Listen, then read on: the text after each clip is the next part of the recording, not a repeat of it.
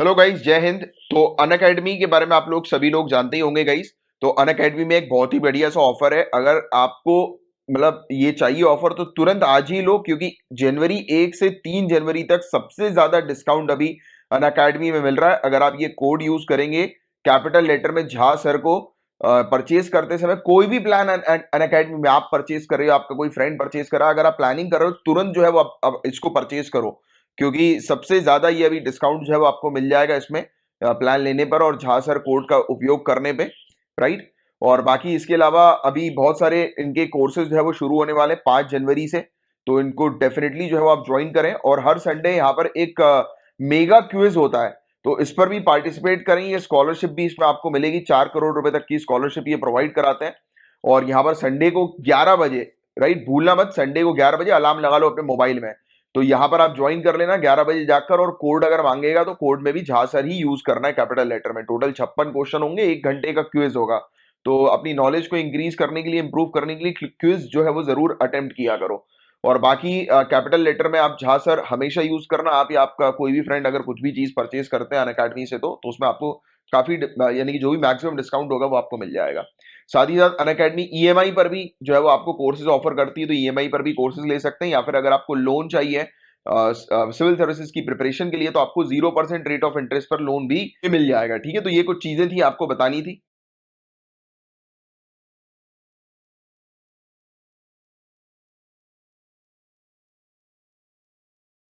Guys, एक बहुत ही बढ़िया से टॉपिक को हम लोग डिस्कस करेंगे। पेपर 2 और पेपर 3 दोनों पॉइंट ऑफ व्यू से इंपॉर्टेंट टॉपिक है। मेंस में आपसे डायरेक्टली क्वेश्चन पूछा जा सकता है कि बताइए कि इंडिया के अंदर फीकल स्लज यानी कि मल कीचड़ और सेप्टेज को लेकर क्या मैनेजमेंट है, क्या प्रबंधन है। तो एक अच्छा आंसर जो है वो आप लिख सकते हैं। जो चीज मैं अभी आपको बताऊंगा ध्यान से सुनिएगा और नोट डाउन कर लीजिएगा। जो भी चीज मैं अभी आपको बता रहा हूं वो चीज आपके एक परफेक्ट मेंस के आंसर के लिए काफी ज्यादा इंपॉर्टेंट है। ये टॉपिक हम लोग इसलिए डिस्कस कर रहे हैं क्योंकि नीति आयोग की एक रिपोर्ट सामने आई है जिसमें बताया गया है कि हमारी कंट्री की 700 से भी ज्यादा सिटीज और टाउन के अंदर फीकल स्लज और सेप्टेज मैनेजमेंट को इंप्लीमेंट किया जा रहा है। यानी कि शहरी क्षेत्रों में मल कीचड़ और सेप्टेज प्रबंधन जो है उसको इंप्लीमेंट किया जा रहा है। तो इसको लेकर एक रिपोर्ट थी। रिपोर्ट बस बेसिक सी चीज थी रिपोर्ट के अंदर, बट मेनली हम लोग को डिस्कस करना है कि फीकल स्लज और सेप्टेज मैनेजमेंट एग्जैक्टली है क्या। तो बहुत सिंपल सी कॉमन सी चीज है, आप जानते ही हैं इसके बारे में। तो हम लोग डिटेल में डिस्कस करेंगे। तो इंडिया गाइज आज की डेट में रिकॉग्नाइज कर रही है हमारे सैनिटेशन कवरेज के गैप्स को। यानी कि हम लोग के यहाँ पर स्वच्छता के टारगेट्स क्यों फुलफिल नहीं हो पा रहे, क्यों अचीव नहीं हो पा रहे हैं, क्लीनिनेस को, स्वच्छता को हम लोग क्यों पूरी तरह से फुल कैपेसिटी में क्यों जो है वो अचीव नहीं कर पा रहे हैं। तो उसके गैप्स जो है, जो कमियां हैं, उसको हम लोग जो है वो आज की डेट में आइडेंटिफाई कर रहे हैं। और पहली कुछ कंट्रियों में से इंडिया एक कंट्री है जिसके पास नेशनल पॉलिसी है, राष्ट्रीय नीति है फिस्कल स्लज और सेप्टेज मैनेजमेंट को लेकर, जिसको इंडिया ने 2017 में अनाउंस करी थी। और हालांकि आपको बता दें गाइस, आप जानते भी हैं कि ये मानव मल प्रबंधन वेस्ट स्ट्रीम जिसमें रोग फैलाने की उच्चतम क्षमता होती है, ये फीकल स्लज वगैरह जो होते हैं, मल कीचड़ वगैरह जो होते हैं, सेप्टेज वगैरह जो हम लोग को देखने को मिलते हैं, यानी कि जिसके अंदर ह्यूमन एक्सक्रीटा वगैरह जो होता है, तो वो सबसे ज्यादा डिजीज फैलाने के लिए रिस्पॉन्सिबल होता है। तो इसको मैनेज करना बहुत ही ज्यादा जरूरी होता है। और हालांकि इसका मैनेजमेंट जो है वो बहुत ही कम कॉस्ट का होता है। राइट। और फोकस मेनली किया जाता है कुछ ही चंद चीजों के ऊपर, जैसे कि सेफली कलेक्ट करो। राइट। जो भी वेस्ट है उसको सेफ तरीके से कलेक्ट करो, सेफ तरीके से उसका ट्रांसपोर्टेशन होना चाहिए, ट्रीटमेंट होना चाहिए, फिर उसको ह्यूमन वेस्ट को रीयूज करने के लिए टेक्नोलॉजीज लेकर आओ, नए नए इनोवेशन लेकर आओ। सिर्फ ये 3-4 चीजों पर मेनली फोकस किया जाता है। और United nation sustainable development goal जिसे 2030 तक अचीव करना है, उसका भी टारगेट नंबर 6.2 इसी से रिलेटेड है। adequate and inclusive sanitation for all in a time bound manner, एक समयबद्ध तरीके से सभी के लिए पर्याप्त और समावेशी स्वच्छता का जो सस्टेनेबल डेवलपमेंट गोल है, तो उसको भी अचीव करने के लिए fiscal sludge and septage management जो है वो हेल्प करता है। राइट। तो ये पॉइंट आप थोड़ा सा ध्यान में रखिएगा। और इंडिया ने अभी ओपन डेफिकेशन फ्री प्लस और open defecation free plus plus भी लेकर आ गई है, आपको पता होगा, जिसके तहत जो हमें देखने को मिल रहा है कि स्वच्छता को हम लोग सॉलिड वेस्ट मैनेजमेंट तक जो है वो बढ़ा रहे हैं।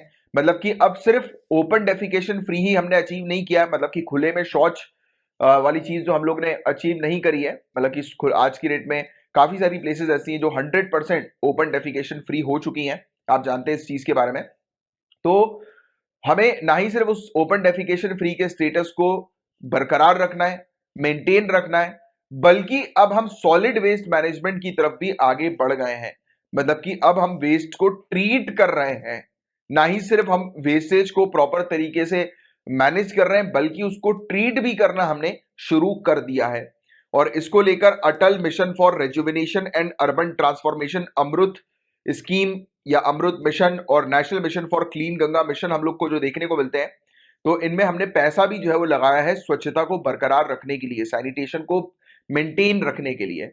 और इंडिया के सीवेज ट्रीटमेंट प्लांट्स की क्या कैपेसिटी है, मतलब कि हम लोग जितना वेस्टेज होता है हमारे यहाँ पर, तो कितने हद तक हम लोग उसको ट्रीट कर पाते हैं। तो एग्जाम्पल के तौर पर आप ये चाहे तो जरूर मेंस के लिए यूज करिएगा कि India 72,368 million litres per day waste generate करती है, बट इंडिया की ट्रीटमेंट कैपेसिटी जो है वो 31,841 million litre per day treat करने की कैपेसिटी है। मतलब कि हम लोग आधे से थोड़ा सा ज्यादा वेस्ट को जो है वो ट्रीट करने में सक्षम है। जितना वेस्ट जनरेट कर रहे हैं उससे उसका आधे से ज्यादा आप कह सकते हैं, एक तिहाई तक मैक्सिमम हम लोग जो है वो ट्रीट करने में सक्षम है।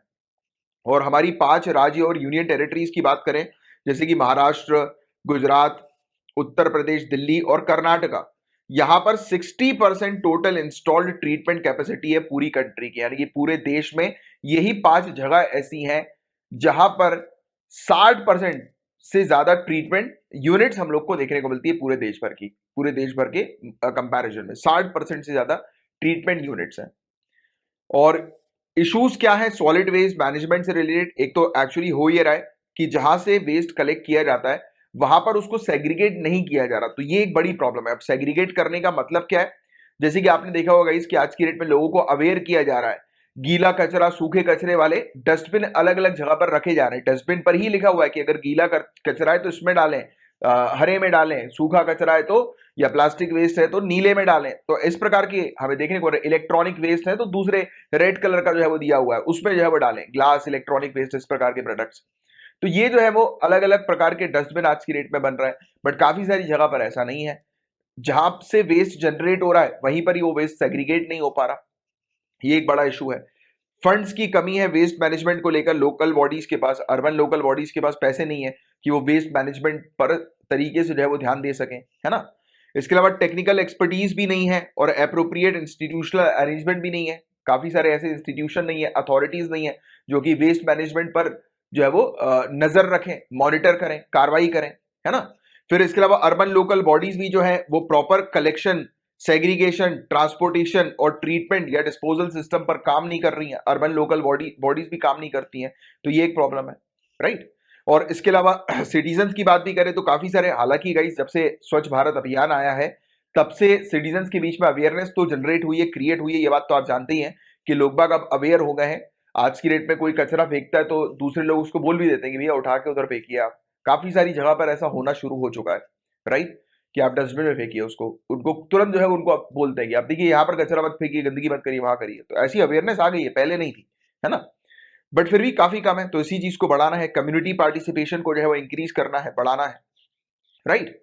इसके अलावा फीकल स्लज और सेप्टेज मैनेजमेंट अलायंस को यूटिलाइज करना, एक national faecal sludge and septage management alliance हमें देखने को मिल रहा है, जिसका काम हमें क्या देखने को मिलेगा कि एक प्लेटफॉर्म क्रिएट किया जा रहा है ऑफिशियल्स के लिए, जहां पर सिटीज के अधिकारी ऑफिशियल, जैसे कल को आप डीएम बनते हैं, आईएएस ऑफिसर बनते हैं, तो आप वहां पर जाएंगे इस प्लेटफॉर्म पर और आप सीखेंगे कि किस प्रकार से वेस्ट मैनेजमेंट करना चाहिए। और इवन अगर आपके पास कोई इनोवेटिव आइडिया है, प्लान है, तो आप वहां पर रख सकेंगे, शेयर कर सकेंगे। तो उस टाइप का एक प्लेटफॉर्म यहाँ पर तैयार किया गया है जिसको पूरी तरह से जो है वो यूटिलाइज किया जाए, राइट, इसके यूसेज को।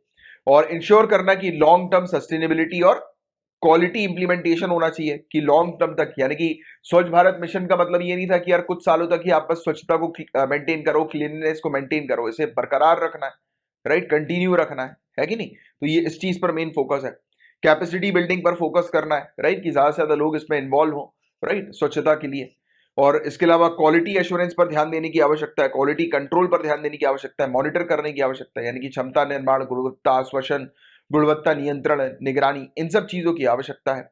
और बेटर तरीके से स्टेट्स को काम करना चाहिए, इंस्टीट्यूशनलाइज करने के लिए कदम उठाने चाहिए कि एक इंस्टीट्यूशन मतलब संस्था के तौर पर, यानी कि आप संस्था बनाए, इंस्टीट्यूशन क्रिएट करें और उसके अकॉर्डिंग जो है वो प्रॉपर तरीके से जो है वो प्लानिंग के तहत जो है वो जो प्रोजेक्ट्स है उसको एग्जीक्यूट करें, इंप्लीमेंट करें, है ना, जो स्वच्छता से रिलेटेड हम लोग को देखने को मिल रहा है। और सेंटर पर, केंद्र पर जो है सबसे कमजोर लोगों को, जो वंचित लोग हैं, अंडर सर्व्ड हैं, महिला जो हैं, और शहर के जो गरीब लोग जो हम लोग को देखने को मिलते हैं, उन्हें सबसे सेंटर पर रखना है, फोकस पर रखना है। और स्टेट्स और सिटीज जो है वो बहुत जल्दी से जल्दी इंट्रोड्यूस करें इनोवेटिव सॉल्यूशंस, राइट, जैसे सॉलिड वेस्ट मैनेजमेंट के लिए, faecal sludge and septage management के लिए, राइट, ट्रीटमेंट के लिए, सॉलिड वेस्ट ट्रीटमेंट के लिए, तो इस पर मेनली फोकस करने की सख्त आवश्यकता है, राइट। सिर्फ ओपन डेफिकेशन को खत्म करना ही इंपॉर्टेंट नहीं है, बल्कि उसको सेफली मैनेज करना और ये हमेशा बरकरार रहे, मेंटेन रहे, सस्टेनेबल तरीके से चलता रहे, इस चीज पर भी गौर करना बहुत जरूरी है। क्योंकि इंडिया को सैनिटेशन फ्री बनाना सिर्फ 1 साल 2 साल की कड़ी मेहनत नहीं है, बल्कि ये कंटिन्यूअस प्रोसेस है। क्योंकि आपने जहां पे रोकी तो ऑब्वियस ही बात है कि स्थिति वैसी ही फिर पहले जैसी हो जाएगी, गंदगी जैसी स्थिति हम लोग को देखने को मिलेगी। इसमें स्वच्छ भारत सर्वेक्षण हम लोग को देखने को मिलता है, इसमें सर्वेज वगैरह कंडक्ट किए जाते हैं, इंडेक्स होती है, रैंकिंग होती है, अलग अलग सिटीज को रैंक दिया जाता है कि कौन सी सिटी स्वच्छता में नंबर 1 है। अब ये रैंकिंग इसलिए दी जाती है क्योंकि सिटीज कंपीट करें आपस में, राइट, एक हेल्दी कंपटीशन हो, इंप्रूव करने का, आगे बढ़ने का एक दूसरे से, है ना। तो ये चीज हम लोग को देखने को मिलती है। तो इसके तहत काफी सारी हम लोग को देखने को मिल रहा है कि इनिशिएटिव्स इंडिया ने जो है वो लिए हैं इस टाइप के। तो ये था गाइस पूरा ओवरऑल टॉपिक, बहुत सिंपल सा, इजी सा टॉपिक था, जिसके बारे में एक आपको आइडिया होना चाहिए। बट हाँ, ये कुछ पॉइंट्स हैं जो मैंने भी आपको बताई, आपके आंसर में रिफ्लेक्ट होने चाहिए, तब जाकर आपका एक आंसर, बहुत अच्छा आंसर बनेगा। गाइस, हम लोग डिस्कस करेंगे प्रोहिबिशन लॉस के बारे में, निषेध कानून के बारे में। अ वेरी इंपॉर्टेंट टॉपिक, इसकी आपको एक अच्छी जानकारी होनी चाहिए। अभी ये टॉपिक हम लोग इसलिए डिस्कस कर रहे हैं क्योंकि बिहार सरकार ने अवैध शराब निर्माण की निगरानी के लिए ड्रोन का उपयोग करने का निर्णय लिया है। बिहार गवर्नमेंट ने डिसाइड किया है कि ये यूज करेंगे ड्रोन्स को इलीगल लिकर मैन्युफैक्चरिंग की मॉनिटर करने के लिए। मतलब कि इलीगल तरीके से जो बिहार के अंदर शराब बनाई जाती है, तो उसकी निगरानी करने के लिए, उसको देखने के लिए, मॉनिटर करने के लिए अब ड्रोन्स का उपयोग बिहार के अंदर किया जाएगा। इवन बिहार के अंदर बहस भी शुरू हो गई है, डिबेट्स भी शुरू हो गई है कि अब जितनी जल्दी हो सके उतनी जल्दी फिजिकल और फाइनेंशियल रिसोर्सेज का उपयोग करना है प्रोहिबिशन लॉ के प्रोविजन को इंप्लीमेंट करने के लिए। तो सवाल ये उठता है कि ये प्रोहिबिशन लॉ एग्जैक्टली है क्या, निषेध कानून एग्जैक्टली है क्या। तो गाइस, किसी चीज को मना करने का कार्य या अभ्यास है ये निषेध कानून। विशेष रूप से ये शब्द मादक पेय, यानी कि जो ड्रिंक्स वगैरह जो हम लोग को देखने को मिलती है, स्पेशली अल्कोहलिक बेवरेजेस वगैरह हमें देखने को मिलते हैं, उनके कंजम्पशन, उनके पोजीशन, उनके सेल्स, उनके ट्रांसपोर्टेशन, उनकी स्टोरेज, उनकी मैन्युफैक्चरिंग को बैन करने से रिलेटेड ये पर्टिकुलर प्रोहिबिशन लॉ हमें देखने को मिलता है। मतलब सिंपल तरीके से कानून के माध्यम से सरकार क्या करती है, अल्कोहलिक बेवरेजेस के कंजम्पशन को जब बैन करवाती है, तो ऐसा जो कानून होता है जो बैन करने से रिलेटेड होता है, उसको प्रोहिबिशन लॉ जो है वो कहा जाता है। सिंपल सी चीज ये आप ध्यान में रखिएगा। और प्रोहिबिशन लॉ से रिलेटेड संविधान के अंदर क्या कोई प्रावधान है, कॉन्स्टिट्यूशन में क्या कोई प्रोविजन है? तो अगर हम बात करें अनुच्छेद 47 की, आर्टिकल 47 की, जो directive principle of state policy का हमें देखने को मिलता है, एक निर्देशक सिद्धांत है, इसमें क्लियरली कहा गया है कि राज्य मादक पेय और स्वास्थ्य के लिए हानिकारक दवाओं के औषधीय प्रयोजनों को छोड़कर इनके उपभोग पर प्रतिबंध लगाने के लिए नियम बनाएगा। मतलब कि the state shall undertake rules to bring about prohibition of consumption except for medicinal purpose of intoxicating drinks and of drugs which are injurious to health. यानी कि मेडिसिनल पर्पस को छोड़कर सरकार या राज्य ये क्या करेगी, ये बैन करेगी जितनी भी इंटॉक्सिकेटिंग ड्रिंक्स या ड्रग्स हैं उनको। तो ये राज्य का कार्य होगा, ये आर्टिकल 47 में लिखा है। और आपको बता दें कि अल्कोहल जो है, शराब जो है, वो 7th शेड्यूल के तहत स्टेट लिस्ट में आता है, लिस्ट नंबर 2 में आता है। मतलब कि शराब से रिलेटेड, अल्कोहल से रिलेटेड कानून बनाने की शक्ति किसके पास प्राप्त है? राज्यों के पास, स्टेट के पास। ये शराब जो है, अल्कोहल जो है वो सेंट्रल या यूनियन सब्जेक्ट नहीं है, वो स्टेट सब्जेक्ट है। ये पॉइंट याद रखिएगा, प्रीलिम्स में आपसे पूछा जा सकता है। दूसरे और प्रोहिबिशन एक्ट्स इंडिया के अंदर कहां कहां पर हैं, तो अगर हम बात करें बॉम्बे आबकारी एक्ट 1878 की, तो बताया जाता है कि पहली बार इस प्रकार का कानून 1878 में लाया गया था, जिसके तहत लिकर को, शराब को जो है वो बैन किया गया था, राइट। और इसमें ड्यूटीज लगा दी गई थी, टैक्सेस लगा दिए गए थे इंटॉक्सिकेंट्स के ऊपर, यानी कि ये नशीले पदार्थ जो हम लोग को देखने को मिलते हैं, इनके ऊपर कर लगा दिया गया था, टैक्स लगा दिए गए थे। और बॉम्बे आबकारी एक्ट 1878 के अंदर काफी सारी खामियां थी, तो इसको देखते हुए बॉम्बे प्रोहिबिशन एक्ट 1949 लाया गया। और बताया ये जा रहा है कि ऑनरेबल सुप्रीम कोर्ट ने भी इस कानून को, बॉम्बे प्रोहिबिशन एक्ट 1949 को बिल्कुल सही ठहराया है, राइट। इसकी कुछ धाराओं को छोड़कर ये चीज कही है कि ये कानून जो है वो बिल्कुल ठीक है। और ये मामला चला था 1951 में state of Bombay and another versus FN Balsara के बीच में ये मामला चला था, जिस मामले के तहत ये बॉम्बे प्रोहिबिशन एक्ट 1949 को भी सही ठहराया ऑनरेबल सुप्रीम कोर्ट ने।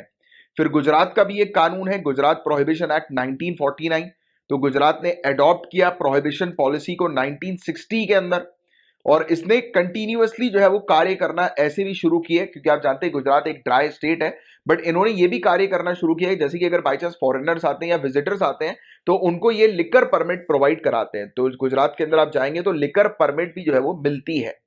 और 2011 के अंदर ये कानून का नाम चेंज करके गुजरात प्रोहिबिशन एक्ट रख दिया गया। फिर 2017 में गुजरात प्रोहिबिशन अमेंडमेंट एक्ट पास किया गया, जिसके थ्रू कड़ी कार्रवाई करने की बात करी कि गुजरात में कोई भी व्यक्ति अगर शराब की मैन्युफैक्चरिंग करते हुए पकड़ा गया, उसको खरीदते हुए या उसको बेचते हुए या उसका ट्रांसपोर्टेशन करते हुए पकड़ा गया, तो उसको 10 साल की सजा जो है वो होगी, 10 साल की जेल उसको जो है वो जानी पड़ेगी। फिर बिहार का भी एक कानून 2016 का हम लोग को देखने को मिलता है, प्रोहिबिशन कानून, राइट, बिहार का। और इस कानून के तहत 3.5 लाख से भी ज्यादा लोगों को अरेस्ट किया जा चुका है इलीगल तरीके से शराब बनाने के लिए या बेचने के पर्पस के लिए। और दूसरे राज्य कौन से जहां पर अल्कोहल बैन है, तो ध्यान में रखिएगा, मिजोरम, नागालैंड और लक्षद्वीप, यहां पर भी शराबबंदी लागू है। कुछ लोग हैं जो कि इस कानून के अगेंस्ट होते हैं, बोलते हैं कि शराब को बैन नहीं करना चाहिए। क्यों बैन नहीं करना चाहिए, तो उनका कहना है कि राइट टू प्राइवेसी, निजता का अधिकार का उल्लंघन करती है ये। एक व्यक्ति के पास पूरे अधिकार है कि वो किस प्रकार से खाना खाना चाहते हैं, किस टाइप के बेवरेजेस लेना चाहते हैं, उनके पूरा अधिकार है। तो आप उनकी इस अधिकार को, राइट टू प्राइवेसी को जो है वो छोड़ रहे हो, मतलब उसका उल्लंघन कर रहे हो, जो कि अपने आप में एक फंडामेंटल राइट है, मौलिक अधिकार है। इवन काफी सारी रिसर्च और स्टडीज के थ्रू ये चीज सामने आई है कि डोमेस्टिक वायलेंस हम लोग को देखने को मिलता है। अब देखो, इसकी दो चीज हैं, ये जो डोमेस्टिक वायलेंस की बात कर रही है, शराब ना मिलने पर जो डोमेस्टिक वायलेंस की बात कर रहे हैं, but we also know about the second phase या कॉइन का दूसरा जो हिस्सा है, उसके बारे में भी हमें पता है कि शराब पीने के बाद भी घर परिवार में लोग बाग जो शराबी जो होते हैं वो मारपीट करते हैं, गाली गलौज करते हैं, राइट। बट दोनों ही चीजें हैं, अगर शराब उनको नहीं मिलती है तो भी वो मारपीट करते हैं, गाली गलौज करते हैं, तो ऐसी चीजें भी है। यानी कि एक शराबी को अगर आप शराब नहीं दोगे, रोक के रखोगे, तो वो मारपीट करेगा, गाली गलौज करेगा। तो ये वाली चीज यहाँ पर ये बताया गया कि इसलिए इस कानून को जो है वो लागू रखना चाहिए, क्योंकि ये कानून लागू नहीं रहता, मतलब आप इसको बैन करोगे तो जो शराबी हैं वो फिर डोमेस्टिक वायलेंस करेंगे। अब इसमें इन्होंने ये भी कहा कि यार इससे तो सरकार को भी बहुत लॉस है, क्योंकि सबसे ज्यादा टैक्स की अगर हम लोग बात करें तो टैक्स रेवेन्यू उसका मेजर पार्ट जो है वो अल्कोहल से जनरेट होता है। और इस प्रकार से अगर रेवेन्यू अगर सरकार के पास नहीं होगी, पैसा अगर सरकार के पास नहीं होगा, तो सरकार जो है वो पब्लिक वेलफेयर प्रोग्राम नहीं चला पाएगी। तो ऐसा जो है वो लोगों ने कहा। इवन ये भी कहा कि ये शराब की शॉप्स वगैरह जो होती है उससे एम्प्लॉयमेंट भी काफी जनरेट होती है, किसानों को भी अच्छा खासा पैसा मिलता है, डायरेक्ट और इनडायरेक्ट एम्प्लॉयमेंट काफी ज्यादा जो है वो जनरेट होती है शराब के कारण, है ना। बट कुछ लोग बोलते हैं कि इसको बैन कर देना चाहिए, क्योंकि ये लाइवलीहुड पर इम्पैक्ट क्रिएट करती है, आजीविका पर प्रभाव करती है, महिलाओं के लिए सबसे बुरी है, मतलब महिलाओं के ऊपर हमें देखने को मिलता है कि महिलाओं के अगेंस्ट, मतलब अगर हम बात करें ये डोमेस्टिक वायलेंस वगैरह की, महिलाओं और बच्चे सबसे ज्यादा इसमें पीड़ित हम लोग को देखने को मिलते हैं, विक्टिम हम लोग को देखने को मिलते हैं, राइट। और सामाजिक कलंक अभी भी शराब के सेवन से जुड़ा हुआ है, यानी कि जो कोई व्यक्ति शराब पीते हैं तो उनको तो एक अलग नजर से देखा जाता है कि यार ये तो शराबी है, तो वो सामाजिक कलंक आज भी जो है वो जुड़ा हुआ है इस चीज से, राइट।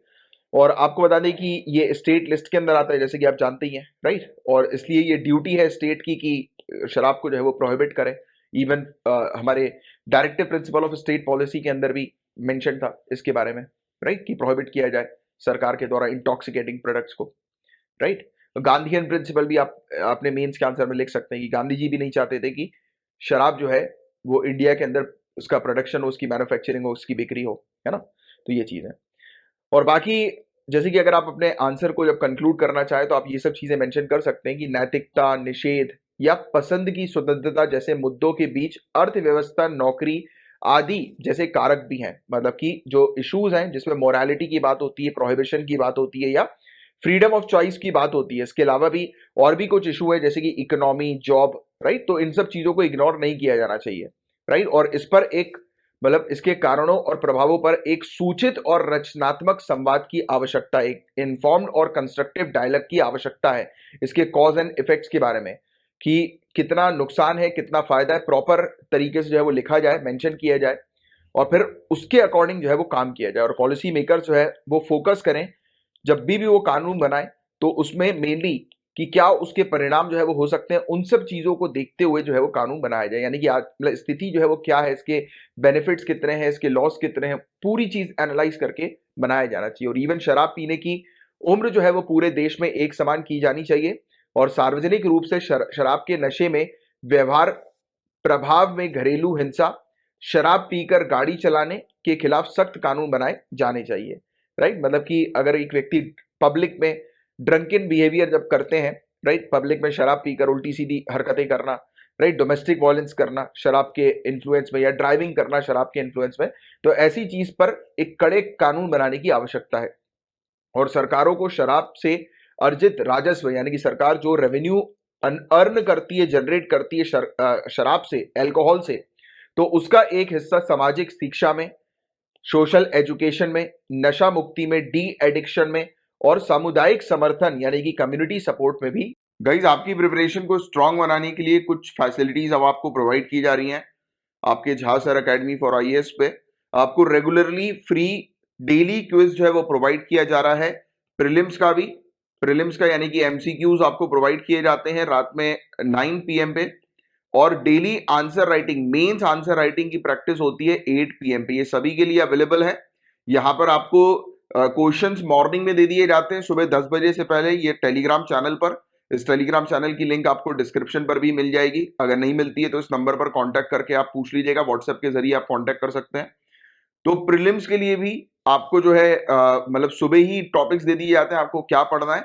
मेंस के आपको कुछ क्वेश्चंस दे दिए जाते हैं जिसको आप आराम से जो है वो लिखें, और रात में 8 बजे 8 PM पर मेंस का वीडियो आ जाता है और साथ ही साथ प्लस टेलीग्राम के चैनल पर इसकी पीडीएफ भी आ जाती है। तो पीडीएफ भी आपको फ्री में मिल जाएगी, तो आप इसको जो है वो डाउनलोड करें और रेगुलर बेसिस पर मेंस आंसर राइटिंग की प्रैक्टिस करें। और वैसे ही हमारे पास प्रीलिम्स की भी प्रैक्टिस होती है। 9 PM पर सुबह टॉपिक आ जाएगा, रात में 9 बजे वीडियो भी आ जाएगा और साथ ही साथ पीडीएफ भी आपको मिल जाएगी, राइट, टेलीग्राम के चैनल पर। और साथ ही साथ जो करंट अफेयर्स के हमारे रेगुलर लेक्चर्स होते हैं उसकी पीडीएफ भी जो है वो आपको मिल जाती है, पीपीटी पीडीएफ, ये हमारे टेलीग्राम के चैनल पर जो है वो आपको मिल जाएगी।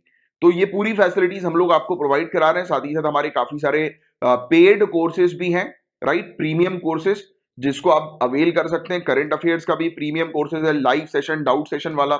मेंस आंसर राइटिंग की तो 500 प्लस क्वेश्चंस की प्रैक्टिस आपकी करवाई जा रही है। आपके आंसर्स को चेक किया जाता है, आपकी गलती पॉइंट आउट की जाती है और आपको कैसे इंप्रूव करना है उसके सजेशंस दिए जाते हैं, राइट। तो ये पर्सनली हर एक स्टूडेंट की कॉपी चेक करके जो है वो इस प्रकार से ऑपरेट होता है। तो 500 प्लस क्वेश्चंस की आपकी प्रैक्टिस कराई जाएगी मेन से पहले पहले, और ये वाली फ्री प्रैक्टिस तो अलग ही चल ही रही है, राइट। साथ ही साथ हमारा जनरल स्टडीज का एक बैच है 1 2 3 4, पेपर 1 2 3 4, जीएस पेपर 1 2 3 4, पूरी तरह से स्टार्टिंग फ्रॉम जीरो जो है वो आपकी तैयारी करवाई जाएगी। अगर हमारे कोर्सेज से रिलेटेड इन्फॉर्मेशन चाहिए तो इस नंबर पर आप व्हाट्सएप करके इन्फॉर्मेशन जो है वो ले सकते हैं। गाइस पेपर 2 का एक काफी अच्छा आर्टिकल है जिसमें काफी कुछ चीजें हम लोग को सीखने को मिलेंगी। तो बताया जा रहा है कि चीफ मिनिस्टर जो पुडुचेरी की हैं, इन्होंने डिमांड करी है स्टेटहुड की, मतलब कि ये चाह रही हैं पुडुचेरी को राज्य का दर्जा जो है वो दिया जाए। यूनियन टेरिटरी है गाइस पुडुचेरी, इसको राज्य का दर्जा दिया जाए, ऐसी डिमांड जो है वो की जा रही है। स्टेटहुड की डिमांड जो है वो काफी समय से चल रही है, राइट। और इसमें बताया जा रहा है कि पुडुचेरी जो है वो एम्प्लॉयमेंट जनरेट नहीं कर पा रही। क्यों? क्योंकि पुडुचेरी के पास, क्योंकि यूटी है तो उसके पास पावर नहीं है कि इंडस्ट्रीज को इन्वाइट करने की खुद से, इंफ्रास्ट्रक्चर फैसिलिटीज क्रिएट करने की, इसलिए वो कह रहे हैं कि वो खुद से, उनके पास इतनी शक्ति नहीं कि खुद से इंफ्रास्ट्रक्चर फैसिलिटी क्रिएट कर पाए, राइट, जिससे कि जॉब्स वगैरह, वो एम्प्लॉयमेंट वगैरह की प्रॉब्लम जो है वो खत्म कर सके पुडुचेरी यूटी से। तो इसलिए वो चाह रहे हैं कि उसको, उनको स्टेटहुड की डिमांड जो है वो दी जाए, जिससे कि कंप्लीटली वो रूल जो है वो कर सके इस टेरिटरी पर, इस क्षेत्र पे, राइट, पुडुचेरी के। तो यूनियन टेरिटरी किसे कहते हैं, सबसे पहले तो हम लोग ये चीज समझते हैं। यूनियन टेरिटरी तो क्यों कहा जाता है, मतलब कि स्टेट क्यों नहीं कहा जाता एक टेरिटरी को, क्यों यूनियन टेरिटरी घोषित की जाती है? तो गाइस देखो, टेरिटरीज जो होती है ना, वो या तो बहुत छोटी होती हैं, यानी कि वो जो क्षेत्र जो होता है वो इतना छोटा होता है कि वो उसे एक आप स्टेट का दर्जा जो है वो नहीं दे सकते, राइट। या तो वो बहुत ही ज्यादा अलग होता है इकोनॉमिक सेंस में या कल्चर सेंस में, यानी कि आर्थिक रूप से या सांस्कृतिक रूप से या ज्योग्राफिकली की भी अगर हम बात करें, भौगोलिक की भी बात करें, कि वो इतना अलग होता है कि वो किसी और दूसरी स्टेट के साथ जो है वो आसपास की स्टेट के साथ मर्ज नहीं हो सकता, तो वो अलग सलग है, राइट।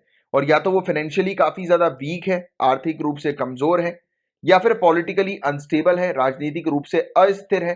तो ऐसे एरिया को, ऐसी टेरिटरी को फिर यूनियन टेरिटरी घोषित कर दिया जाता है। आप तो सिंपल सी लाइन ये याद रखो, एक ऐसा एरिया जो कि इतना बड़ा नहीं होता है कि उसको एक स्टेट घोषित किया जा सके, और थोड़ा सा अलग होता है कल्चरली, इकोनॉमिकली थोड़ा अलग होता है, जिसके कारण दूसरी स्टेट्स में वो वर्ज नहीं हो पाता। तो ऐसी टेरिटरी को हम लोग यूनियन टेरिटरी जो है वो कहते हैं, केंद्र शासित प्रदेश जो है वो कहते हैं, राइट।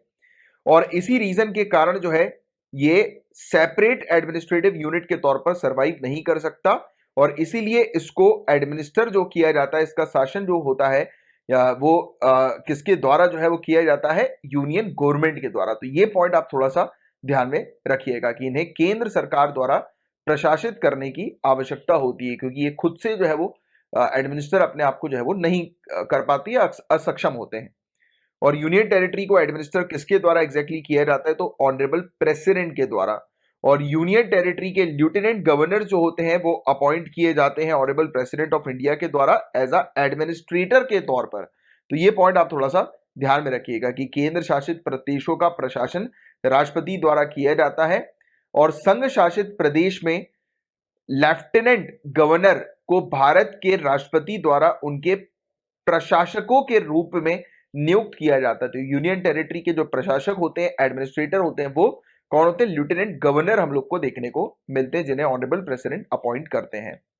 और आपको बता दें, पुडुचेरी, जम्मू एंड कश्मीर और दिल्ली एक्सेप्शन है, क्योंकि यहां पर हमें देखने को मिलता है कि इलेक्टेड लेजिस्लेचर है, यहां पर एक निर्वाचित विधायिका हमें देखने को मिलती है, और सरकार हम लोग को देखने को मिलती है।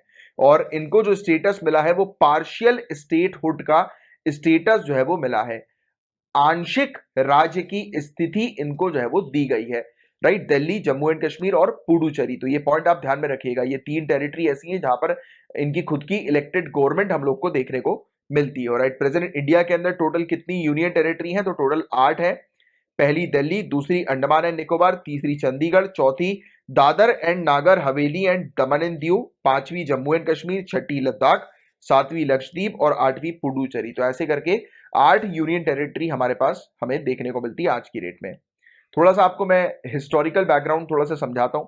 तो हमारे इंडियन कॉन्स्टिट्यूशन को अडॉप्ट किया गया था, आप सभी लोग जानते हैं, 1949 में। और उस समय हमारे फेडरल स्ट्रक्चर कुछ इस प्रकार से था, जो कि 4 भागों में डिवाइडेड था, part A, part B, part C और पार्ट डी। पार्ट ए में वो टेरिटरीज इंक्लूडेड थी जो कि फॉर्मर ब्रिटिश इंडिया की प्रोविंसेस थी, यानी कि मतलब ब्रिटिश भारत में जो गवर्नर प्रांत जो हम लोग को देखने को मिलते थे, प्रोविंस जो हम लोग को देखने को मिलती थी, वो थी जिनको हेड किया जाता था गवर्नर के द्वारा, और उसमें एक लेजिस्लेचर हम लोग को देखने को मिलता था, एक विधायिका उसके अंदर हम लोग को देखने को मिलती थी, राइट। तो ऐसी जो टेरिटरीज थी वो पार्ट ए के अंदर शामिल कर दी गई। फिर पार्ट बी की बात करें तो प्रिंसली स्टेट की अगर हम लोग बात करें, राइट, रियासतें की बात करें हम लोग, राइट, पूर्ववर्ती रियासतें, फॉर्मर प्रिंसली स्टेट्स जो हुआ करती थी, राइट, इन्हें गवर्न किया जाता था किनके द्वारा, राज प्रमुख के द्वारा। तो ये पॉइंट आप थोड़ा सा ध्यान में रखिएगा। फिर पार्ट सी के अंदर अगर हम बात करें तो चीफ कमिश्नर के प्रोविंसेस हुआ करती थी, और कुछ प्रिंसली स्टेट्स इसके अंदर शामिल थे, जिन्हें चीफ कमिश्नर जो होते थे वो गवर्न करते थे। और पार्ट डी के अंदर अंडमान एंड निकोबार आइलैंड की टेरिटरी थी, जिन्हें लेफ्टिनेंट गवर्नर जो है वो गवर्न करते थे, और इन्हें अपॉइंट किया जाता था सेंट्रल गवर्नमेंट के द्वारा।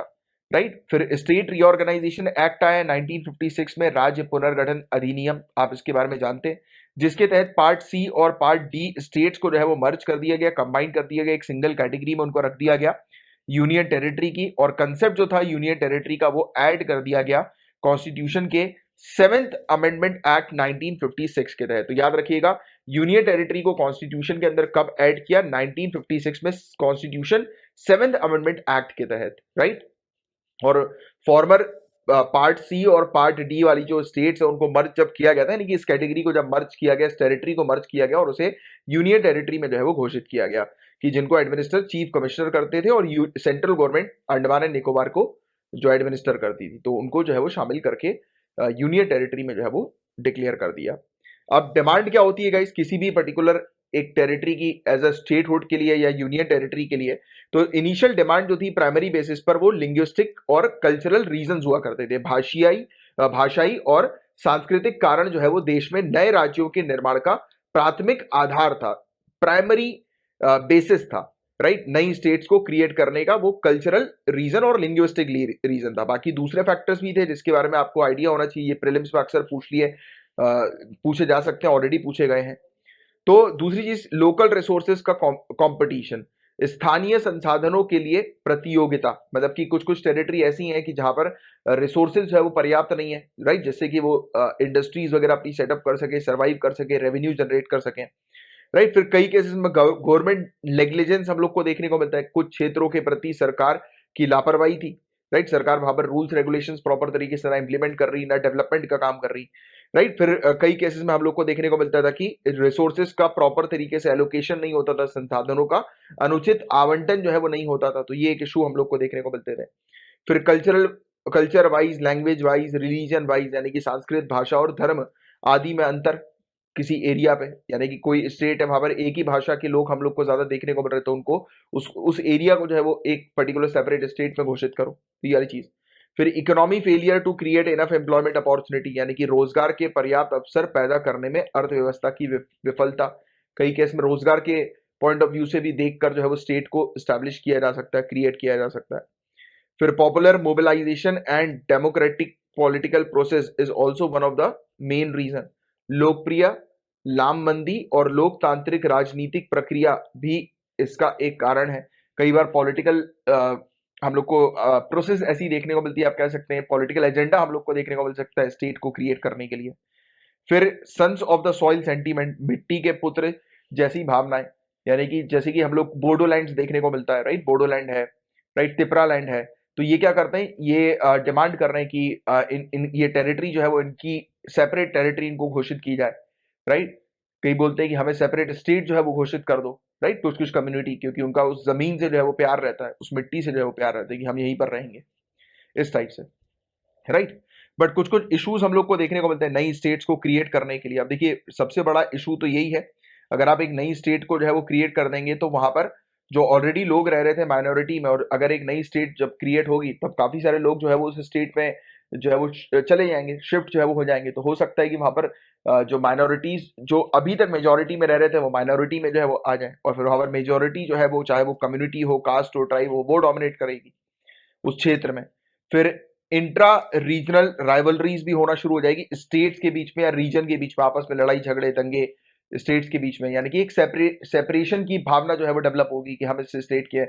जैसे नॉर्थ और साउथ इंडिया के बीच में हम लोग को अक्सर देखने को मिलता है, नॉर्थ और साउथ इंडियंस की मैं अगर बात करूं स्पेशली, तो इनके बीच में हमेशा देखने को मिलता है, राइट, कि साउथ इंडियन वाले बोलते हैं कि अरे यार तुम लोग रोटी खाते रहते हो, इडली सांभर नहीं खाते। अब उनको चाहिए इडली सांभर, उनके पास रोटी मिलती नहीं है, तो ये बड़े कई बार फूड कल्चर को लेकर विवाद हो जाता है, लड़ाई झगड़े, अरे ट्रेनों में लड़ाई झगड़े झगड़े तक होते हुए मैंने पर्सनली जो है वो देखे, छोटी छोटी सी बातों पर, साउथ इंडियन नॉर्थ इंडियन के ऊपर बहसबाजी, गाली गलौज, राइट। फिर नई स्टेट के क्रिएशन के कारण हम लोग को कई बार ये भी देखने को मिलता है कि नेगेटिव पॉलिटिकल कॉन्सिक्वेंसेज होती है, जैसे कि छोटा सा ग्रुप जो होता है लेजिस्लेचर का, अब अगर आप एक स्टेट को घोषित कर दोगे, स्टेट को क्रिएट कर दोगे, राइट, एक बड़ी टेरिटरी थी, तो क्या हो रहा था कि लोगों का कंट्रीब्यूशन जो है वो मेजर लेवल पर, मास लेवल पर हो रहा था। अब छोटी टेरिटरी आप क्रिएट करोगे तो हो सकता है कि ग्रुप ऑफ थोड़े से ग्रुप ऑफ पीपल जो है वो सरकार को बना भी सकते हैं, गिरा भी सकते हैं, क्योंकि डोमिनेंसी जिनकी होगी उनकी जो है वो चलेगी, मेजोरिटी की चलेगी, तो ये एक इशू है। फिर इसके अलावा पैसा बहुत जो है वो खर्च होता है, राइट? अगर आप नई कैपिटल बिल्डअप करोगे, राइट, तो वहां पर बहुत ज्यादा पैसा जो है वो आपका खर्च होगा। लार्ज नंबर ऑफ एडमिनिस्ट्रेटर को मेंटेन करना पड़ेगा, तो काफी ज्यादा पैसा जो है वो खर्च होगा। और छोटी स्टेट्स को क्रिएट करने में हमें देखने को मिलता है कि मात्र सिर्फ पावर का ट्रांसफर होता है ओल्ड स्टेट से नई स्टेट के ऊपर, बाकी सब पूरी चीजें सेम रहती है, बस पावर का जो है वो ट्रांसफर होता है। बट बड़ी स्टेट अगर चेंज होती है तो बहुत पैसे जो है वो उसमें खर्चे जाते हैं। और फिर इसके अलावा कॉन्स्टिट्यूशनल प्रोविजन की बात करेंगे तो इंडियन कॉन्स्टिट्यूशन ने पावर दे रखी है यूनियन गवर्नमेंट को कि यूनियन गवर्नमेंट नई स्टेट्स क्रिएट कर सकती है, एग्जिस्टिंग स्टेट से निकालकर, हटाकर, या एक स्टेट को दूसरी स्टेट में मर्ज कर सकती है। और इस प्रोसेस को रीऑर्गेनाइजेशन ऑफ स्टेट जो है वो कहा जाता है, राज्य का पुनर्गठन जो है वो कहा जाता है। और इंडियन कॉन्स्टिट्यूशन का आर्टिकल 2 पावर देता है पार्लियामेंट को कि पार्लियामेंट कानून के तहत, राइट, किसी पर्टिकुलर टेरिटरी को यूनियन में यानी कि इंडिया के अंदर शामिल कर सकती है या एस्टैब्लिश कर सकती है एक नई स्टेट, कुछ टर्म्स एंड कंडीशन के ऊपर बेस्ड। फिर आर्टिकल 3 की बात करें तो यूनियन गवर्नमेंट के पास पावर है कि वो स्टेट बना सकती है, स्टेट के साइज को इंक्रीज और डिक्रीज, बढ़ा और घटा सकती है, ऑल्टर कर सकती है स्टेट की बाउंड्री को, इवन स्टेट के नाम को। तो ये कुछ इंपॉर्टेंट चीजें थी जो कि आपको ध्यान में रखनी है, राइट? जैसे कि हमने आर्टिकल 2 के बारे में बात करी, आर्टिकल 3 के बारे में बात करी, स्टेट को घटाने और बढ़ाने की पावर किसके पास होती है, स्टेट को क्रिएट करने की पावर किसके पास होती है, राइट? और जैसे कि अगर कॉन्स्टिट्यूशन जब हमने अडॉप्ट किया था 1949 में, तो उस समय क्या स्ट्रक्चर था टेरिटरीज का, तो इसके बारे में एक आपको आइडिया होना चाहिए। फिर स्टेट रीऑर्गेनाइजेशन एक्ट लाया गया, तो उसमें किस चीज को मर्ज किया, पार्ट सी और डी, तो ये थोड़ा सा आपको ध्यान में रखना है। तो इस प्रकार से आप थोड़ी सी चीज फैक्चुअल भी ध्यान में रखिए, राइट? बाकी हम पुडुचेरी के बारे में अगर बात करें तो पुडुचेरी सिटी, राइट, ये कैपिटल हम लोग को पुडुचेरी यूनियन टेरिटरी की देखने को मिलती है जो साउथ ईस्टर्न इंडिया के अंदर है। और 4 फॉर्मर कॉलोनीज थी फ्रेंच की, उसको हटाकर पुडुचेरी को जो है वो बनाया गया था। और पौंडीचेरी, जिसको आज की डेट में हम लोग पुडुचेरी के नाम से जानते हैं, और कराईकाल, और साथ ही साथ यनम वाला एक एरिया है और माही वाला एक एरिया है। गाइज एक इंटरेस्टिंग सी चीज मैं आपको बताता हूँ, जनरली लोग पुडुचेरी के बारे में जब भी पूछते तो उनके दिमाग में सिर्फ एक ही चीज आती है कि हमारी कंट्री का जो वो ईस्ट वाला कोस्ट है, राइट, ईस्टर्न साइड वाला जो कोस्ट, साउथ ईस्टर्न साइड वाला जो कोस्ट है, उसको ये बोलते हैं कि ये पुडुचेरी का एरिया। बट एक्जैक्टली ऐसा नहीं है, पता है। वेस्ट वाले पार्ट में भी, यानी कि अगर आप ध्यान से जो है वो कवर करेंगे, यानी कि जो वेस्टर्न मालाबार कोस्ट वाला जो एरिया हम लोग को माही वाला देखने को मिलता है, राइट, जो केरला से सराउंडेड है, केरला स्टेट से सराउंडेड है, तो वहां पर भी पुडुचेरी का एरिया है। तो पुडुचेरी जो यूनियन टेरिटरी है वो सिर्फ एक ही जगह पर सीमित नहीं है। जनरली हम देखते हैं ना कि स्टेट जो है, यानी कि एक टेरिटरी, एक लोकेशन एक ही जगह पर है, बट ऐसा नहीं है। पुडुचेरी के मामले में लोकेशन अलग अलग है। तो आप गौर से मैप को जो है वो देखेंगे तो आपको इस चीज के बारे में जो है वो समझ में आएगा। तो ये बहुत इंटरेस्टिंग सी चीज है पुडुचेरी से रिलेटेड। और 1674 में फ्रेंच ट्रेड सेंटर के तौर पर पुडुचेरी ओरिजिनेट हुई थी। वहां पर लोकल रूलर थे, एक लोकल शासक थे जिससे फ्रेंच ने खरीदी थी इस टेरिटरी को और इस पे अपना कंट्रोल जो है वो स्टैब्लिश कर लिया था। एक बड़ा ट्रेड सेंटर फ्रेंच ने जो है वो अपना स्टैब्लिश किया था। और कॉलोनी जो थी पुडुचेरी की, वहां पर हमें देखने को मिलता था फ्रेंच और डच के बीच में लड़ाइयां होती रहती थी लेट 17th सेंचुरी में, और कई बार ब्रिटिश ट्रूप्स ने भी इस क्षेत्र को जो है वो अपने कंट्रोल में लिया। बट ये हमेशा फ्रेंच की कॉलोनी ही रही। और इंडिया के पास इसकी पावर जो है वो ट्रांसफर हो गई 1962 में। तो 1962 में फ्रेंच ने जो है वो इंडिया को पुडुचेरी जो है वो सौंप दी थी। और आपको बता दें गाइस कि अगर मतलब कभी भी अगर स्टेट को, अगर आप जैसे अगर मेंस का आंसर लिख रहे हैं, एंड में जब आंसर को जब कंक्लूड करेंगे तो आपको ये चीज मेंशन करना बहुत ज्यादा जरूरी है कि राजनीतिक विचारों की बजाय, यानी कि पॉलिटिकल कंसिडरेशन की बजाय, ध्यान में किस चीज को रखना चाहिए, इकोनॉमिक और सोशल वायबिलिटी को, राइट? सामाजिक और आर्थिक, ये दो मेन पॉइंट्स है जिसको ध्यान में रखते हुए जो है वो एक स्टेट जो है वो स्टैब्लिश करनी चाहिए। क्योंकि ऑब्वियस ही बात है कि सामाजिक और आर्थिक चीजों के आधार पर, सोशियो इकोनॉमिक चीजों के आधार पर ही डेवलपमेंट बेस्ड होता है किसी भी एरिया का। अगर वो डिस्टर्ब है तो वहां पर डेवलपमेंट जो है वो नहीं होगा। तो इसी आधार पर जो है वो डिसीजन लेना बहुत ज्यादा जरूरी है। And it is better to allow democratic concern. तो ये बहुत ज्यादा जरूरी है कि लोकतांत्रिक चिंताएं जो है उसको ध्यान में रखना चाहिए, जैसे कि डेवलपमेंट, डिसेंट्रलाइजेशन, गवर्नेंस, यानी कि विकास, विकेंद्रीकरण और शासन, और रिलीजन, कास्ट, लैंग्वेज, डायलेक्ट की बजाय, मतलब धर्म, जाति, भाषा या बोली की बजाय फोकस करना चाहिए डेवलपमेंट के ऊपर, डिसेंट्रलाइजेशन के ऊपर, गवर्नेंस के ऊपर, राइट?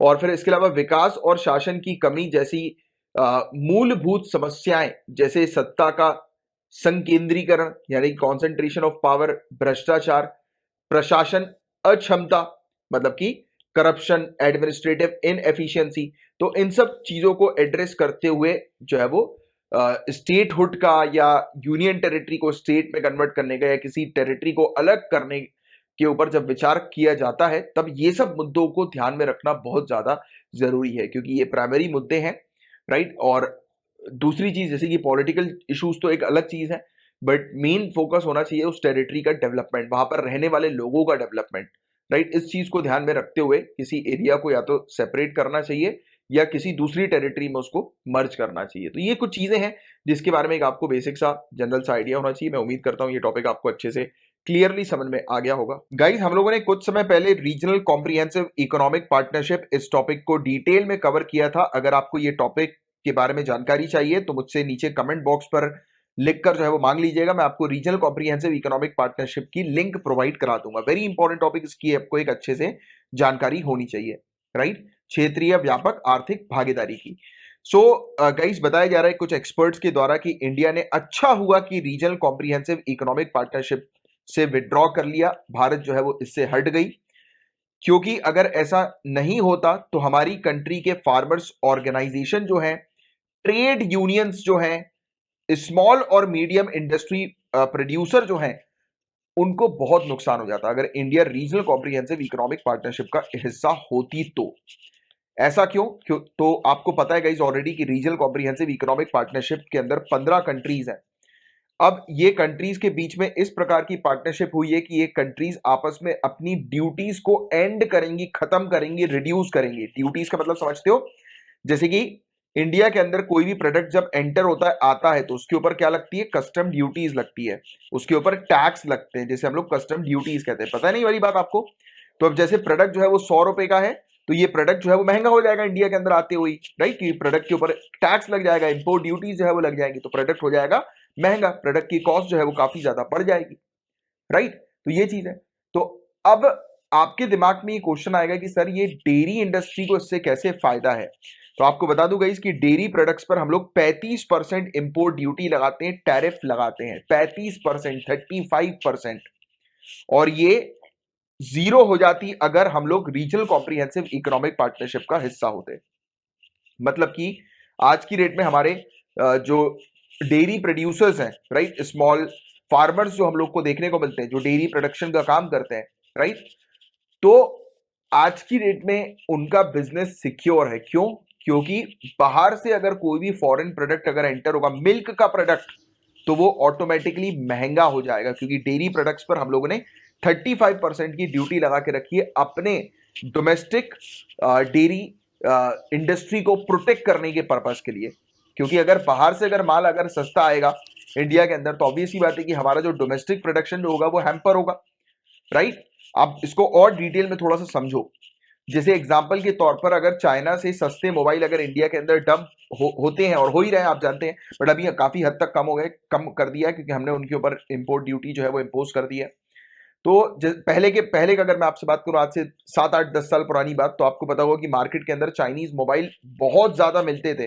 कौन से? वो चाइना वाले मोबाइल, तेज तेज आवाज वाले, बड़ी बड़ी स्क्रीन वाले, नया नया जब जमाना नहीं आया तो 6600 का, आपको शायद आप में से काफी सारे लोगों को पता होगा, याद होगा। 10, 11 साल पुरानी बात है ये, 11, 12 साल पुरानी बात, राइट।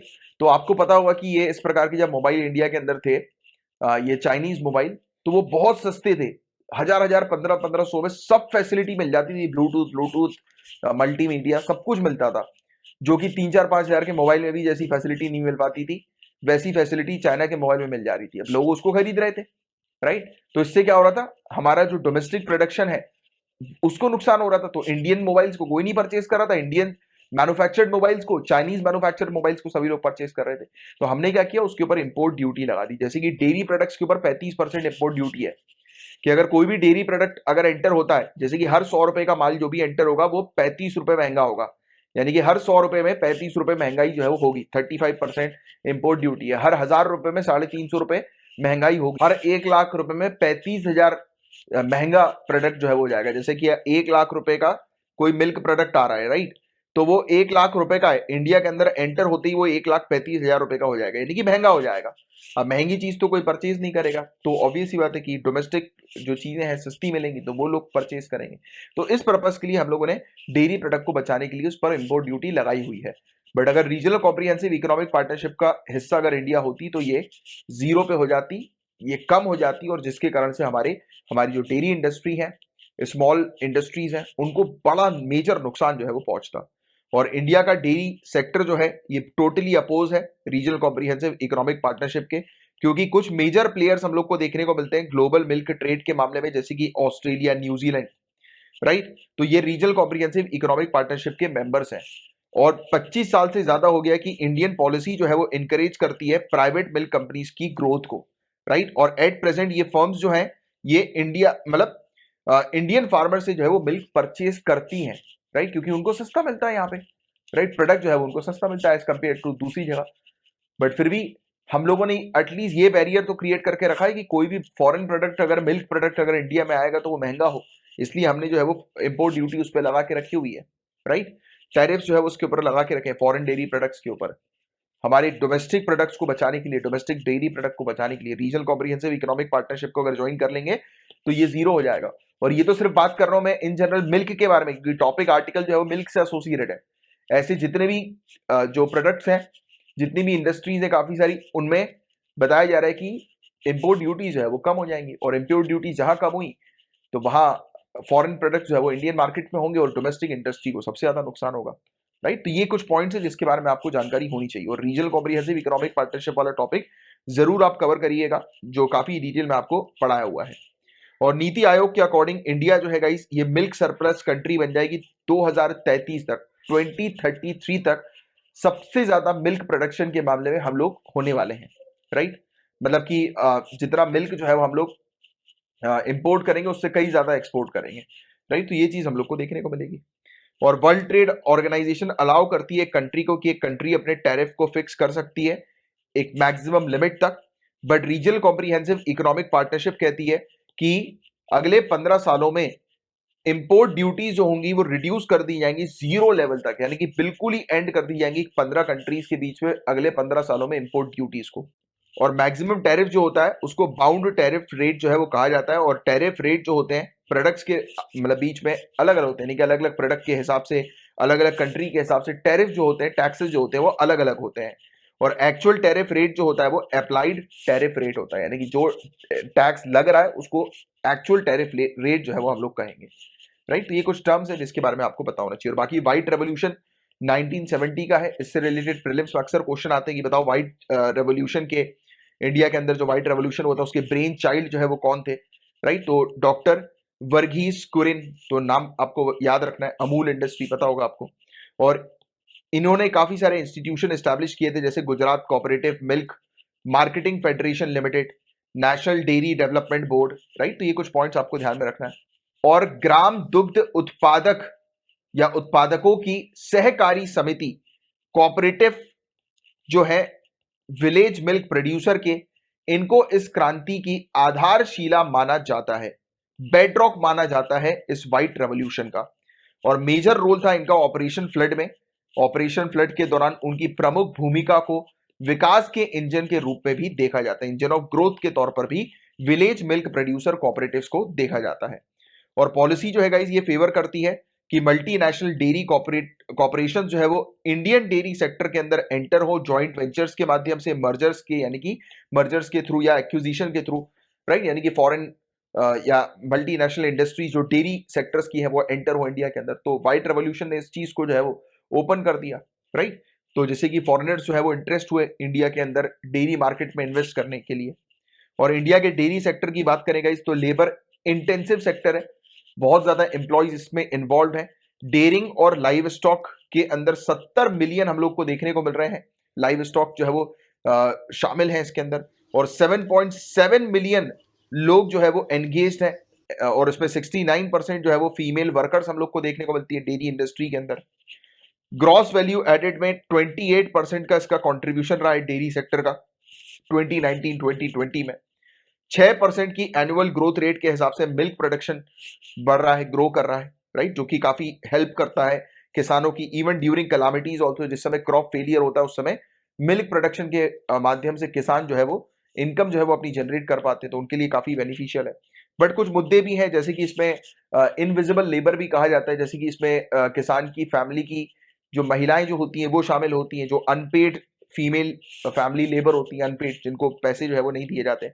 दूसरी बात हम लोग को देखने को मिलता है कि लैंडलेस और मार्जिनल फार्मर्स जो हम लोग को देखने को मिलते हैं, भूमिहीन और सीमांत किसान जो हमें देखने को मिलते हैं, राइट, उनके पास कोई और दूसरा लाइवहुड ऑप्शन नहीं है। जैसे कि अगर किसी ने इनसे दूध अगर नहीं खरीदा, बायर्स ने, यानी कि मिल्क के बायर्स अगर इनको नहीं मिले, तो इनके पास दूसरा कोई ऑप्शन नहीं है आजीविका का, है ना, तो ये एक इनके लिए बड़ी दिक्कत है। और डेयरी सेक्टर का इनफॉर्मल नेचर हम लोग को देखने को मिलता है, असंगठित प्रकृति इसकी हम लोग को देखने को मिलती है। जैसे कि sugar cane, wheat, rice producing farmers की बात करें तो ये ऑर्गेनाइज की कैटेगरी में जा चुके हैं। बट कैटल रेजर्स जो हम लोग को देखने को मिलते हैं, पशुपालक जो हम लोग को देखने को मिलते हैं, वो कौन है, असंगठित की कैटेगरी में है, अनऑर्गेनाइज हम लोग को देखने को मिलते हैं, और उनके पास अपने अधिकारों की वकालत करने के लिए राजनीतिक ताकत भी जो है वो नहीं है। इसके अलावा लैक ऑफ रेम्यूनरेटिव प्राइस, अलाभकारी मूल्य निर्धारण, क्योंकि इसके अंदर ना ही कोई ऑफिशियल पीरियोडिक एस्टीमेट होता है, मतलब कि हर 3 महीने या 4 महीने में ऐसा कोई एस्टीमेट नहीं होता कि मिल्क के लिए जो है वो मतलब जैसे कि जो मिल्क प्रोड्यूसर्स होते हैं उनको कितना मिलना चाहिए, मतलब कि यहाँ पर कोई भी मिनिमम सपोर्ट प्राइस जो है वो मिल्क के लिए नहीं है। इसका कॉस्ट ऑफ प्रोडक्शन कैलकुलेट नहीं किया जाता है, एमएसपी उनको कितनी मिलनी चाहिए वो उस पर कोई जो है वो पॉलिसी नहीं बनाई जाती। तो ये सब कमियां इसके अंदर हैं, राइट, जो बताई जा रही हैं। और इसके अलावा इवन डेयरी कोऑपरेटिव जो है वो 40% तक टोटल मार्केटेबल सरप्लस जो मिल्क का है उसमें कंट्रीब्यूट करते हैं। बट फिर भी हम लोग को देखने को मिलता है कि लैंडलेस और स्मॉल फार्मर जो है वो उनको प्रेफर नहीं किया जाता। ये वजह ये है कि 75% से भी ज्यादा मिल्क जो है वो डेयरी कोऑपरेटिव्स के द्वारा जो खरीदा जाता है वो लो प्राइस बैंड का हम लोग को देखने को मिलता है। इसलिए जो लैंडलेस फार्मर्स जो हम लोग को देखने को मिलते हैं, या फिर मतलब जो ऐसे लोग हैं जिनके पास भूमि नहीं है, खुद की जमीन नहीं है, और जो कैटल रेजर्स हैं, पशुपालक हैं, तो उनसे मिल्क जो है वो नहीं खरीदा जाता, मेनली इंडस्ट्रीज के द्वारा। इंडस्ट्री जो है वो कोऑपरेटिव से मिल्क जो है वो परचेज करती है, वो भी एक लो प्राइस में, राइट, तो ये चीज हम लोग को देखने को मिलती है। और गवर्नमेंट इनिशिएटिव भी जो डेयरी सेक्टर से रिलेटेड है वो आपको थोड़ा सा ध्यान में रखना है, आप मेंस में उपयोग कर सकते हैं, जैसे कि national action plan on dairy development 2022, dairy विकास पर राष्ट्रीय कार्य योजना 2022 हम लोग को देखने को मिलती है। दूध उत्पादन बढ़ाने और डेयरी किसानों की आय को 2 गुना करने का प्रयास इस पर्टिकुलर प्लान के तहत हम लोग को देखने को मिलता है। फिर एक है national animal disease control programme and national artificial insemination programme, राष्ट्रीय पशु रोग नियंत्रण कार्यक्रम और राष्ट्रीय कृत्रिम गर्भाधान कार्यक्रम। इसे देश में पशुओं के बीच और मुंह की बीमारी, पैर और मुंह की बीमारी, फुट एंड माउथ डिसीज जो हम लोग को देखने को मिलती है, और ब्रूसेलोसिस ब्रूसेलोसिस को नियंत्रित, यानी कि डिजीज है, इसको नियंत्रित करने और मिटाने के लिए शुरू किया गया है ये programme, national animal disease control programme and national artificial insemination programme, right. इसके अलावा पशु आधार भी जो है वो शुरू किया गया है, एक यूनिक आईडी जो है वो डिजिटल प्लेटफॉर्म की हम लोग को देखने को मिली, एनिमल्स को ट्रेस करने के लिए जो है वो लाई गई। और राष्ट्रीय गोकुल मिशन काफी इंपॉर्टेंट है, जिसे 2019 में लॉन्च किया गया, राइट। इसमें गोकुल ग्राम जो है वो सेटअप किए गए, राइट, एक इंटीग्रेटेड कैटल डेवलपमेंट सेंटर के तौर पर इसको सेटअप किया गया, एकीकृत मवेशी विकास केंद्रों के रूप में गोकुल ग्राम को जो है वो स्थापित किया गया, राइट। तो आगे क्या करना चाहिए गाइस, तो आगे प्रोडक्टिविटी को इंक्रीज करना चाहिए, उत्पादकता में वृद्धि लानी चाहिए, इंश्योर करना चाहिए बेटर हेल्थ केयर और ब्रीडिंग फैसिलिटीज और मैनेजमेंट डेयरी एनिमल्स के, कि एनिमल्स की हेल्थ पर ध्यान दिया जाए, उनको किस प्रकार से ब्रीड करना है, उसके मैनेजमेंट से रिलेटेड उनके पशुपालक को जो है वो सिखाया जाए, बताया जाए। साथ ही साथ मिल्क के प्रोडक्शन और प्रोडक्टिविटी को बढ़ाते हुए ये इंश्योर करना चाहिए कि प्रॉपर वेटनरी सर्विसेज जो है वो मिले, जानवर का ध्यान जो है वो रखा जाए, आर्टिफिशियल इंसेमिनेशन जो है वो होना चाहिए, खान पान यानी कि चारा वगैरह जो है वो एनिमल्स को प्रॉपर टाइम पर मिलना चाहिए, और फार्मर्स को जो है वो एजुकेट करना चाहिए, अवेयर करना चाहिए रिगार्डिंग देयर एनिमल्स, कि उनको अपने एनिमल्स को कैसे रखना है। साथ ही साथ प्रोडक्शन को बढ़ावा दिया जाए, प्रोसेसिंग की जाए, मार्केट इंफ्रास्ट्रक्चर जो है वो जनरेट किया जाए, बढ़ाया जाए, राइट। तो इन सब चीजों पर फोकस करना जरूरी है। पावर शॉर्टेज को रिड्यूस करने के लिए solar power dairy processing units पर इन्वेस्ट करने की आवश्यकता है, सौर ऊर्जा संचालित डेयरी प्रसंस्करण इकाइयों में निवेश करने की आवश्यकता है। साथ ही साथ डेयरी कोऑपरेटिव्स को मजबूत बनाने की आवश्यकता है, डेयरी सहकारी समिति जो है उनको मजबूत बनाने की आवश्यकता है, और गवर्नमेंट प्रमोट करे फार्मर प्रोड्यूसर ऑर्गेनाइजेशन को, किसान उत्पादक। Guys, a very important topic अभी काफी सारे राज्य मांग कर रहे हैं, डिमांड कर रहे हैं जीएसटी क्षतिपूर्ति उपकर व्यवस्था को और 5 वर्ष के लिए बढ़ाए जाने की। कह रहे हैं कि जीएसटी कंपनसेशन सेस रिजीम जो है उसको अगले 5 सालों के लिए एक्सटेंड कर दो। इवन राज्यों की यह भी डिमांड है कि यूनियन गवर्नमेंट का जो शेयर है सेंट्रली स्पॉन्सर्ड स्कीम्स में उसको भी बढ़ाया जाए। तो इसी पर ही हम लोग चर्चा करेंगे काफी डिटेल में। अभी हो ये रहा है कि राज्यों के पास कोविड-19 लॉकडाउन के कारण से रेवेन्यू की कमी हो गई है, राइट? राजस्व की कमी हो गई है। इसके कारण से ये बोल रहे हैं कि जीएसटी कंपनसेशन स्कीम को एक्सटेंड करो, क्योंकि जीएसटी कंपनसेशन स्कीम जून 2022 में एंड होने वाली है। तो पूरा मुद्दा क्या है इस पर डिटेल में हम लोग चर्चा करेंगे। तो आपको पता होगा इसकी जीएसटी जो है वो कब लागू हुई, बताएंगे आप मुझे नीचे कमेंट बॉक्स में लिखकर कि कौन से ईयर में जीएसटी लागू हुई है। तो 1 जुलाई 2017 को जीएसटी एप्लीकेबल हुई है। कॉन्स्टिट्यूशन के किस अमेंडमेंट एक्ट के तहत जीएसटी एप्लीकेबल हुई है, बताइए। क्वेश्चन डायरेक्टली पूछा जाता है कि संविधान के किस संशोधन के तहत जो है वो जीएसटी लागू हुई है। तो 101 कॉन्स्टिट्यूशनल अमेंडमेंट एक्ट 2016 101वें संविधान संशोधन अधिनियम 2016 के तहत जो है वो जीएसटी को 2017 में लागू किया गया था। ये पॉइंट आपको बहुत अच्छे से ध्यान में रखना है।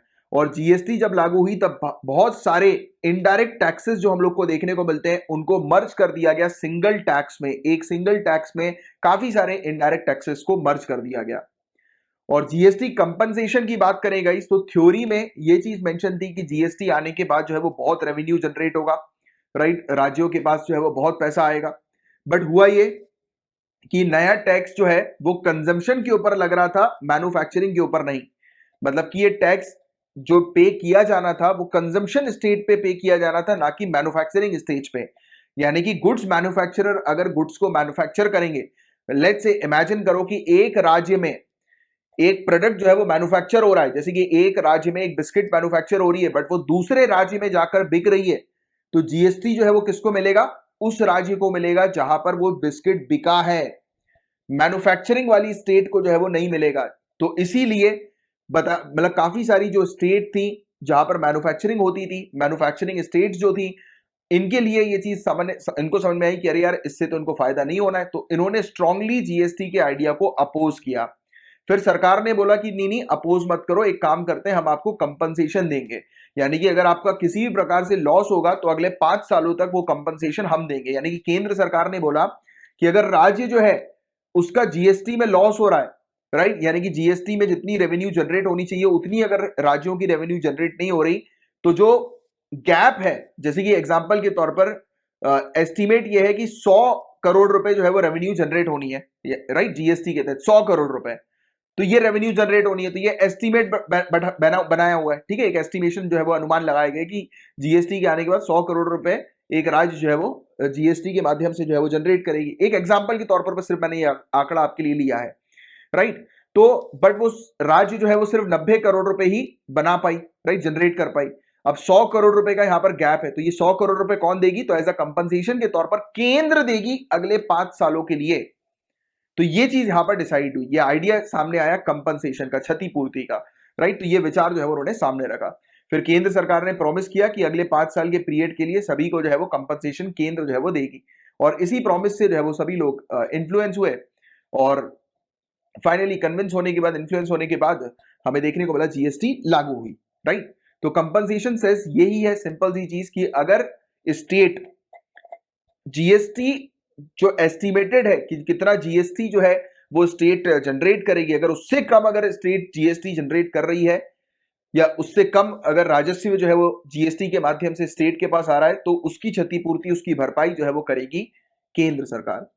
और कंपनसेशन सेस जो है वो 14% की ग्रोथ रेट के हिसाब से रखा जाएगा 5 सालों के लिए, यानी कि हर साल 14% की ग्रोथ के हिसाब से देखा जाएगा। जैसे कि अगर इस साल एग्जाम्पल के तौर पर, जैसे 2017 में 100 करोड़ जीएसटी के तौर पर अगर स्टेट को जनरेट करना था, या 2018 में स्टेट को जनरेट करना था 100 करोड़ रुपए जीएसटी के तौर पर, बट वो 100 करोड़ रुपए जनरेट नहीं कर पाई, जैसे 90 करोड़ उसने जनरेट किया, तो 10 करोड़ रुपए का जो गैप जो आ रहा है वो केंद्र सरकार भरेगी।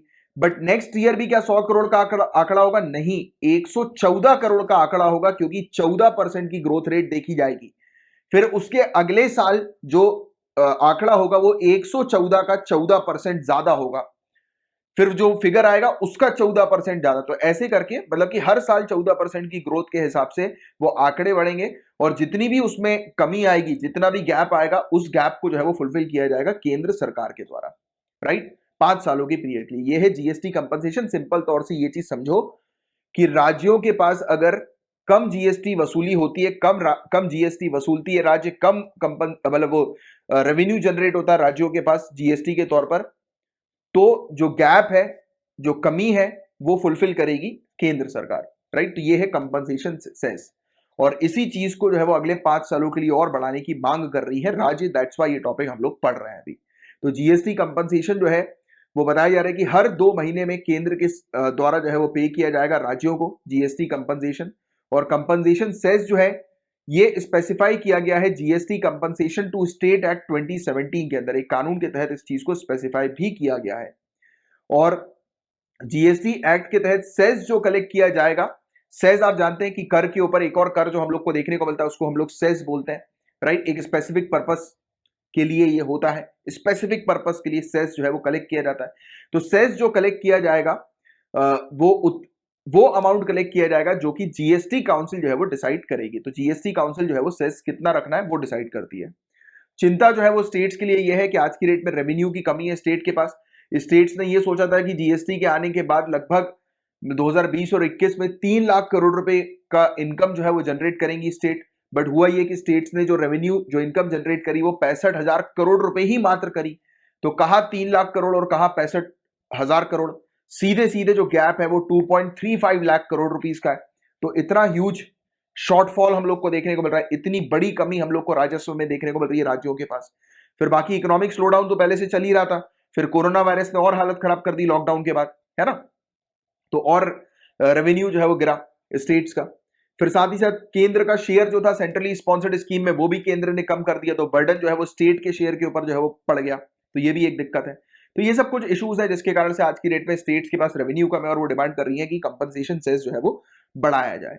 और आपको जीएसटी के बारे में कुछ बेसिक चीज बता देगा कि ये one of the biggest indirect tax reform है हमारी कंट्री का। देश के सबसे बड़े अप्रत्यक्ष कर सुधारों में से एक है ये।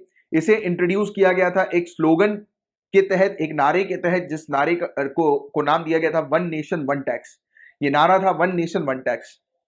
और जीएसटी जो है गाइस ये इनडायरेक्ट टैक्सेस जैसे कि excise duty, value added tax, service tax, luxury tax, तो सबको एक में जो है वो कर दिया गया था। और एसेंशियली ये कंजम्पशन टैक्स हम लोग को देखने को मिलता है, फाइनल कंजम्पशन पॉइंट पर जो है वो लगाया जाता है, अंतिम उपभोग बिंदु पर लगाया जाता है, राइट।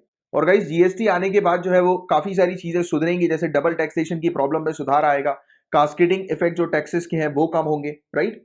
करों के व्यापक प्रभाव कम होंगे, राइट। मल्टीप्लिसिटी जो टैक्सेस की है उसमें सुधार आएगा, क्लासिफिकेशन के जो इश्यूज है उसमें सुधार आएगा, और इसके कारण एक कॉमन मार्केट जो है वो क्रिएट होगा। इसी चीज के चलते जो है वो जीएसटी को लाया गया, राइट। और जीएसटी एक इनपुट टैक्स क्रेडिट के तौर पर हम लोग को देखने को मिलती है, राइट। इनपुट टैक्स क्रेडिट मतलब कि आपने जीएसटी रिटर्न जो है वो सुना होगा, जीएसटी रिटर्न।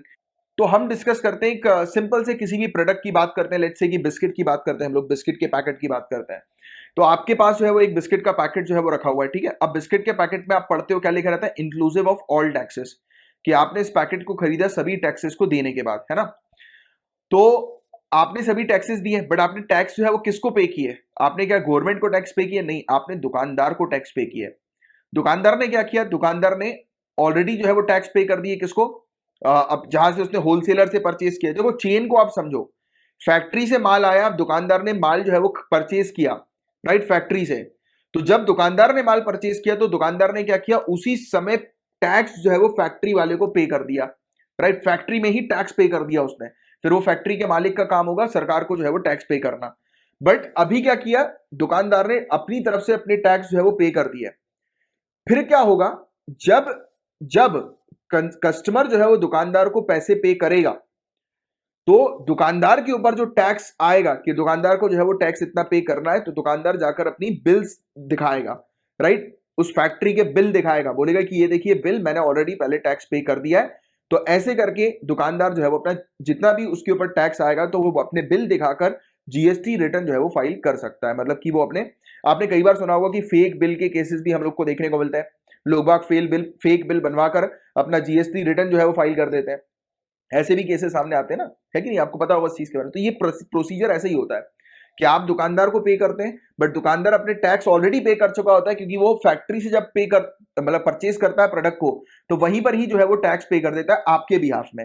फिर आपका जो पैसा होता है वो अपने पास रख लेता है, और फिर वो क्या करता है, वहां पर दिखाकर, बिल को दिखाकर अपना जीएसटी रिटर्न जो है वो फाइल कर देता है। मतलब फिर उसके ऊपर लाइबिलिटी जो है वो नहीं आती किसी प्रकार की, क्योंकि उसने ऑलरेडी पास ऑन कर दिया टैक्स को। तो ये इस प्रकार की चीज हम लोग को देखने को मिलती है। और इससे ये फायदे होते हैं कि जो टैक्स ऑन टैक्स का जो मामला होता है, यानी कि कास्केडिंग इफेक्ट जो हम लोग को देखने को मिलता है, राइट? तो जिसके कारण से कंज्यूमर के ऊपर टैक्स का बर्डन एकदम से बढ़ जाता है, यानी कि एक प्रोडक्ट के ऊपर टैक्स ऑलरेडी लग चुका है, राइट? फिर अगर जीएसटी रिटर्न वाला क्लॉज नहीं होता तो फिर क्या होता है कि दुकानदार को भी टैक्स पे करना होता है, यानी कि दुकानदार ने ऑलरेडी टैक्स पे कर दिया है, बट फिर भी उसको अलग से टैक्स पे करना है, और आपके ऊपर कंप्लीटली टैक्स का भार जो है आ रहा है, क्योंकि आपके ऊपर टैक्स, दुकानदार के ऊपर टैक्स का भार आएगा तो वो किसके पास शिफ्ट करेगा? आपके ऊपर शिफ्ट करेगा।